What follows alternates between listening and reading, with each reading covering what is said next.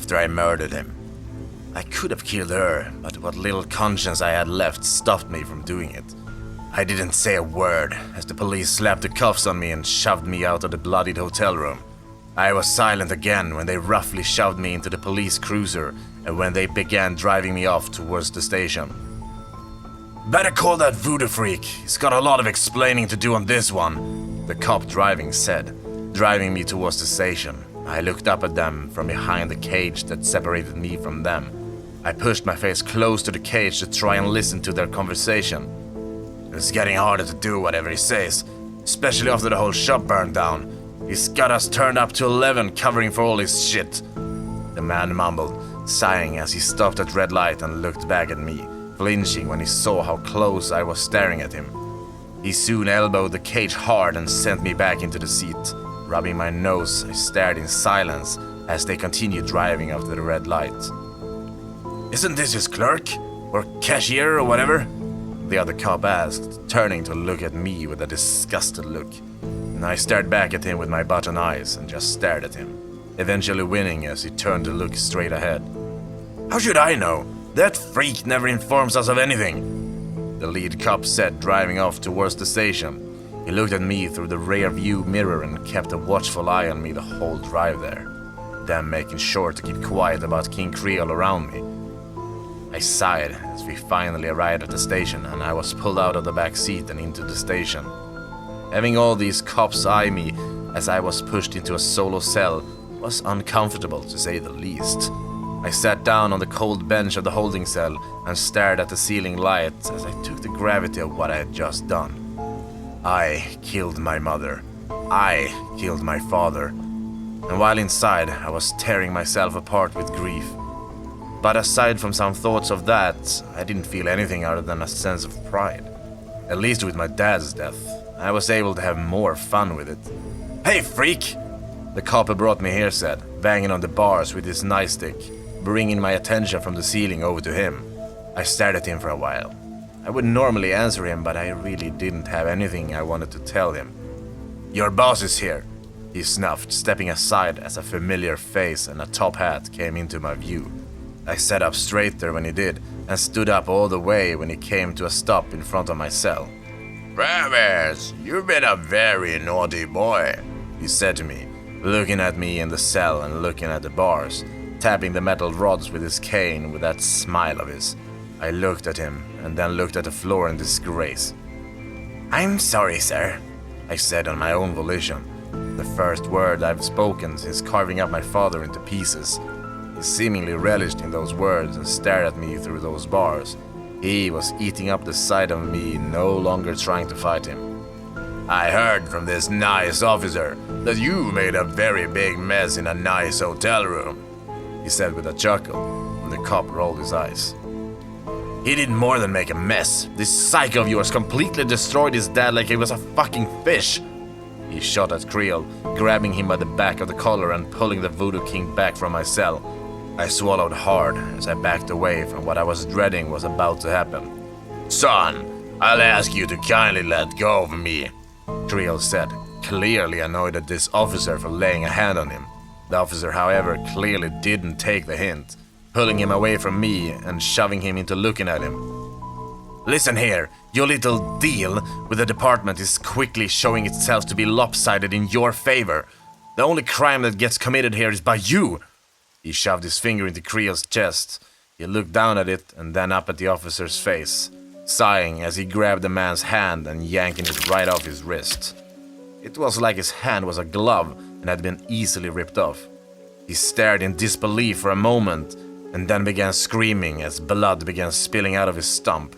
Creole didn't give him long enough to anguish as he quickly shoved the man away as he tumbled down and fell to the floor with a loud thud. Dead from what I assume shock, fast-acting shock. "Seems you don't have a family anymore, Travis," he said with a hum, opening up my cell and walking in, dropping the keys and tapping his cane on the cold stone floors. I looked at the floor in disgrace once again as he approached me and gripped me by the shoulders. I don't, I said with a soft mumble. He looked at me with a smile and pushed my chin up to meet his button eyes. "My time's up, isn't it?" I asked him, to which he nodded with a wide smile and a tussle of my hair. Afraid so. Not like you have anywhere to go anyway. And I need my clerk back for the grand reopening. He patted me on the head and turned to leave, waiting at the door for me. I looked at him and then at a cage I was being forced to choose between. An eternity of prison with him, or an eternity of prison behind bars. Reluctantly, I chose him, walking over to him and keeping my head down as he led me out of the station. Creole! An old grumpy voice came, causing him to stop and turn to look at the owner of the voice. I followed suit, seeing an elderly cop with a white mustache and receding hairline coming over to us. Creole gave a slight giggle as he waved to the man. Captain! How are you, sir? Is there something I can help you with? Creole asked him, leaning onto his cane with a smile as he waited for an answer. The man stopped in his tracks when he laid eyes on Creole. He gulped, and any courage he seemingly had was quickly wiped away.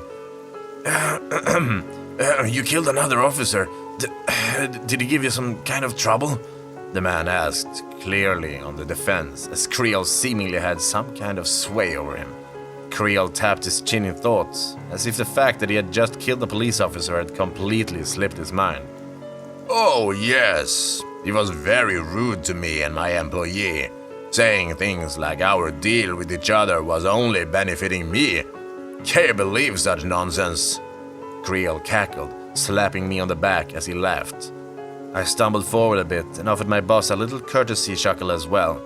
The captain, meanwhile, was seemingly about to faint at how badly he was sweating. We would never think that, sir, the captain quickly assured, swallowing hard and leading us over to the front desk, pulling out my record and handing it over to Creole. He marveled at it and handed it to me to see. Looking at my old self was like looking at a complete stranger.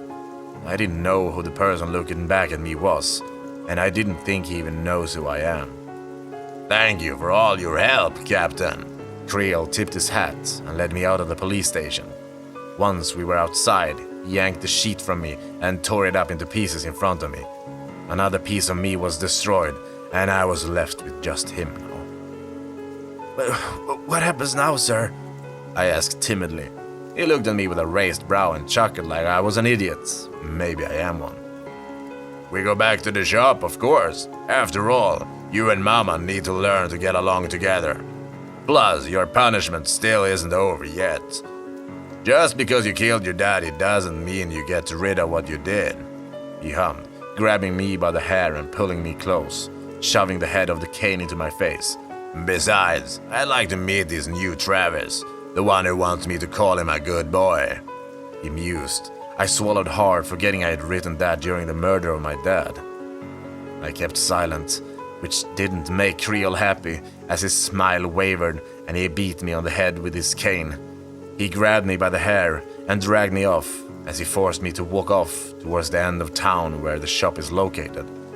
I received several strikes and hits from him, but I finally arrived at the shop, seeing that it was nearing completion. Amazing what a couple of hands can do, isn't it?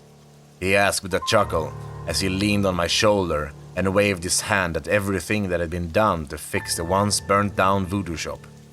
It was like visiting the site of a horrible accident that had scared you for life, and I was forced to be back here once again. Yes, sir. Amazing, I answered back to him submissively. He smiled and ushered me into the shop. It was pretty much exactly the same, down to the rusty counter and the wall of voodoo dolls. No telling where all those had come from. My main guess was they were all the old ones, just shoved back into a voodoo doll. Is that you, Charles? A voice came from the office. Creole's mother poked her head out there, and upon seeing me, she instantly stared daggers at me and exited from the office, a voodoo doll in her hands as she continued to saw. Seems she taught Creole that as well. Why on earth did you bring him back here? She snuffled, obviously not liking me. I share her sentiment. He's my pet, Mama. Besides, who else is going to be the clerk? He slapped me on the back, sending me stumbling into the strings which had been dangling from the ceiling, seemingly waiting for my inevitable return. This time I didn't bother fighting it. What was even the point? I had nothing left I was willing to fight for. He He'll bring us nothing but trouble, Charles. Mama Creole scolded, coming over to me and grabbing my face roughly, digging her nails into my cheeks and examining every inch of my face. Apparently, she didn't like what she saw, since she pulled away with a disgusted look on her face. He's defective, she declared. Well, I already knew that, Creole said with a chuckle, coming over to his mother's side and looking at me like I was a display sign. He smiled his stupid little smile as he looked at me, seemingly waiting for me to do something. And that something was brought to him when the door behind me opened and the familiar chime of the bell rang. I spun on my heels and looked at the person who had suddenly came into the shop. She was a teenager, probably just starting her senior year. She visibly recoiled when she saw me, and I didn't make the situation better by stepping forward to her, causing her to back up and seemingly trying to find the door to get the hell out of there. Welcome, I sang, on my own, without string influence. She looked at me with a good amount of fear and confusion in her eyes. Unfortunately, we are still not open yet. If you like, I can keep your order on hold until our grand reopening, I said with a smile as she looked around the shop and then back at the sign, seeing clearly that we weren't open yet. No, I was just looking for a job, she asked, handing me a flyer. I stared at the flyer, grabbing it and looking over to Creel with anger in my buttons. He waved at me with a chuckle. He was trying to replace me. He was trying to get rid of me. I crumpled up the flyer and turned back to look at the girl with a big smile. Ah, I see.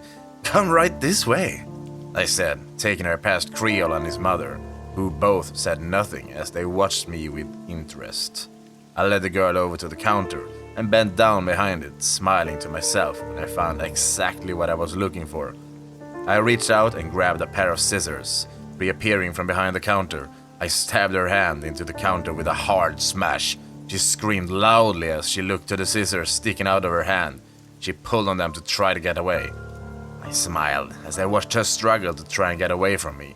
She really was so pathetic, even trying to pry her hand off of the counter. I grabbed her by the hair and stared into her terrified eyes. The old me would have been terrified to see what I was doing to this poor girl. But she was after my job, and this is all I have in the end, isn't it? You fucking freak, let go of me! She screamed and begged, trying with all her frail might to pull herself free. Well, I certainly helped her, of course. I pulled the scissors out of her hand and drove it into her temple. That certainly shut that naughty mouth of her right up. She flopped to the floor in silence as she finally shut up. I looked over to Creel for any kind of praise. He smiled at me and clapped happily. His mother was still staring with disapproval at me. There is still no pleasing that woman. Creel walked over to me and looked at the body that was wriggling on the floor. He smiled with a sense of pride as he looked at me. You're a good boy, he said with a soft coo, as if finally giving me something that he was holding on to for so long. And I offered him another smile back, but that was quickly wiped off my face when he raised his hand and slapped me across the face, sending me spiraling into the wall next to me. I held my cheek and looked up at him in terror. But I'm a good boy, I whimpered out pathetically. He looked over the counter at me with a raised brow and chuckled happily, coming over behind the counter and grabbing me by my bloodied hoodie. He stared into my button eyes and I shot it back. So, you still must be punished for your past sins. Nobody gets unpunished, Travis. Nobody, he said softly, patting me on the spot where he had smacked me, before gut punching me and causing me to dry heave. No telling when the last I ate was. You're my new Mary, he said with a yellow toothy grin. Except you're more useful than that whore ever was. He chuckled, pulling me to my feet by my strings and forcing me to stand in place. Charles, stop playing with your defective pet and get rid of that body. No point in letting precious materials go to waste. Mama Creole spoke up, to which Charles nodded and walked over to the dead girl, grabbing her by her legs and pulling her away towards the basement. I guess business was starting back up again after all. Once Creole was down in the basement, Mama Creole walked over to me and got a good look at me, touching my face before finally letting out a long, exasperated sigh. Suddenly she looked a lot older than she normally looked. Not like when she was a rotting corpse, but old enough to bring my attention to it. "It looks like you were right. He's not the same son I once had," she sighed, looking towards the basement. The trail of blood soon disappeared as we looked at it. "All those years without me must have corrupted him, just like your lack of sleep has done to you," she sighed, rubbing her face into her hands and just shaking her head. "Why? Does Baron Samedi have a deal with you?" I gathered the courage to ask, expecting to be hit or something by the woman, but she just looked at me with a sad chuckle. "It's a very long story. A mother in sheer grief begging Aloha to save her baby boy. I wouldn't expect you to understand," she scoffed, turning to me, and stared again with her disapproving eyes.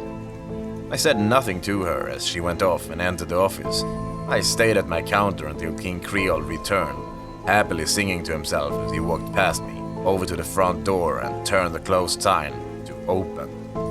"Travis, my dear boy, I do believe it's time for our grand reopening," he exclaimed with glee, clapping his hands and practically jumping up and down with excitement. He really was just like a giant child whenever he got excited. But when he was angry, it was like a demon itself was hitting me over and over again. "Sir, should I change?" I said, looking down at my bloody clothes. He looked over at me and smacked his forehead. He'd completely forgotten.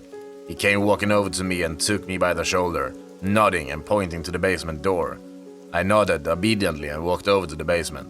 Opening it up, I was soon kicked in the back and sent tumbling all the way down to the bottom.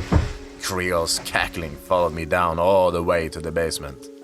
I pushed myself up and looked around, finding a clean change of clothes on the table before me. Changing back into my suit, I made my way back up to the top floor. I was worrying that I would be locked down here like Mary, but the door was open and Creole was standing there waiting for me, a smile on his face as he stepped out of my way so I could take my place at the counter. I sighed as I stood behind it, staring at the empty spot where Tempe once was. I really was all alone this time. All my plans crumbled around me, and now I am stuck here. Welcome back to Old King Creole's, everyone. I do hope you'll stay a while. Please, stay.